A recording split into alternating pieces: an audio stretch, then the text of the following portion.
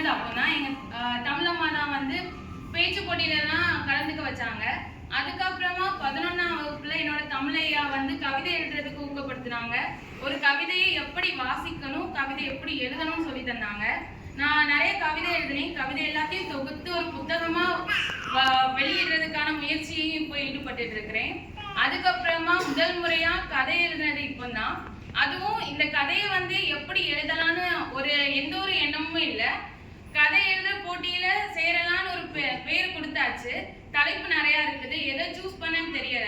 வீட்டு வாசல்ல இருந்து சரி எதையாவது பார்த்து ஏதாவது எழுதலான்னு தோணும் போது எதிர்த்தாப்புல வந்து ஒரு முருங்கை மரம் இருக்குது.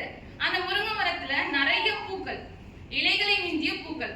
அப்ப அந்த முருங்கை மரத்தை முதல் வரியா கொண்டு எழுதும் போது அந்த எழுத்து போக போக எங்க தாத்தா கூட கனெக்ட் ஆயிடுச்சு. ஆக்சுவலா எங்க தாத்தா வந்து முருங்கைக்காயை வச்சு வியாபாரம் பண்ணாங்க. ஸோ அவங்க கூட கனெக்ட் பண்ணி அவங்க பெயரே அந்த கதையின் கதாநாயகனுக்கு கொடுத்து அவங்களோட வாழ்க்கையை வச்சு அந்த கதையை நான் உருவாக்குனேன். எங்க தாத்தா தவறி ஒரு வருடம் ஆகுது.